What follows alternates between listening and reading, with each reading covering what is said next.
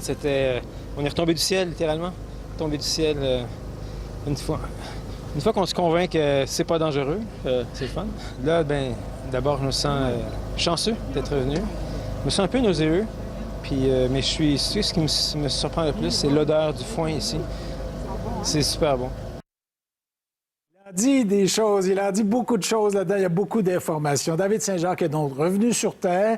Il a dit une fois qu'on s'est convaincu que ça allait bien, c'est très amusant. Mais on va aller voir tout de suite avec un qui a vécu cette expérience-là, l'ex-astronaute canadien Bob Thirsk, qui est avec nous ce matin. Bonjour. Bonjour, Marc-André. Pouvez-vous revivre ça? Vous, c'était il y a 10 ans. Vous avez l'air à bien vous en souvenir.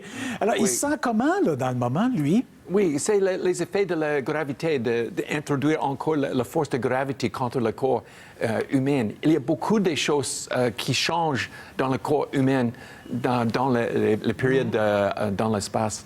Et maintenant, je vois que David souffre les mêmes problèmes médicaux que j'ai souffert pendant 10 ans. Bien, c'est ça. Alors, lui, c'est la nausée qu'il a un peu ce matin. C'est énorme. D'ailleurs, les préposés russes sont arrivés avec 3 sacs pour les 3 astronautes. Donc, c'est normal, je présume, que le corps réagisse comme ça? Oui, c'est normal parce que, Marc-André, le système vestibulaire, notre système de balance, d'orientation, est en vacances pendant 6 mois. Et maintenant, il est introduit encore à la gravité. Et pour cette raison, David souffre de l'étourdissement et aussi d'un problème avec la pression de sang. Le cœur, encore en vacances pendant 6 mois, souffre d'une faiblesse maintenant et c'est difficile de contracter la pompe, le cœur, pour maintenir la pression de sang vers le cerveau. Avez-vous des souvenirs précis, vous aussi, quand vous êtes arrivé? Je crois que c'est Marc Garneau, c'est peut-être quelqu'un d'autre qui disait qu'il avait pris son téléphone cellulaire et juste levé le téléphone cellulaire. Il était lourd, le téléphone cellulaire. Oui, et aussi, après une telle mission, j'ai eu le problème de tenir une tasse d'eau et laisser la tasse dans l'air. Le réflexe, vous aviez perdu. Oui, parce que pendant 6 mois, c'est possible de laisser les lunettes, les stylos en plein air et faire quelque chose d'autre.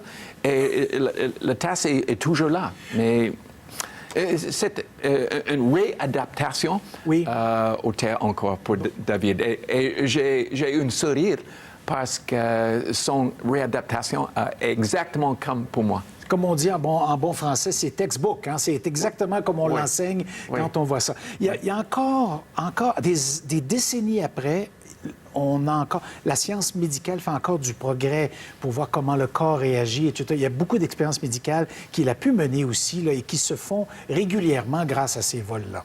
Oui, le but de ces expériences est de bien comprendre comment le corps change dans l'espace et aussi de demander si c'est possible pour le corps humain de voyager plus loin dans l'espace.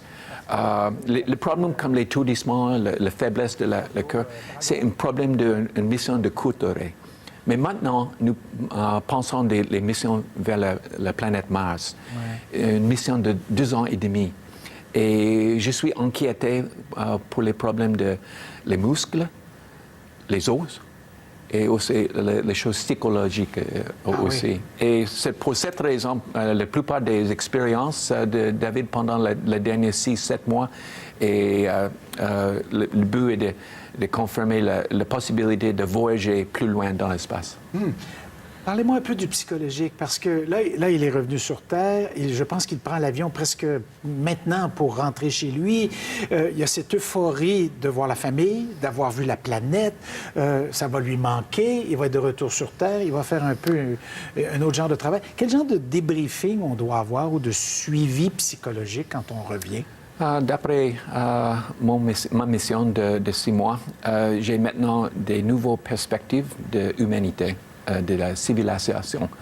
À l'occasion de voir toute la Terre, nous sommes toute une population. Je suis fier d'être Canadien, mais c'est plus important d'être un citoyen du planète Terre. Et c'est la chose pour moi, la chose importante n'est pas les affaires, par exemple, de la famille Kardashian. Les choses les plus importantes pour moi, c'est l'inégalité dommage de l'environnement et choses comme ça. C'est pour moi, nous sommes tous une humanité, tous connectés l'une et l'autre. On verra bien parce qu'on aura certainement l'occasion de lui parler et on l'entendra parler de cette expérience-là. Puis je parie que ça va être pas mal la même chose. Connaissant l'homme, ce ne serait pas surprenant qu'il dise la même chose que vous. M. Thirst, merci beaucoup d'être venu nous voir ce matin. Merci Marc-André. OK, au revoir. Au revoir.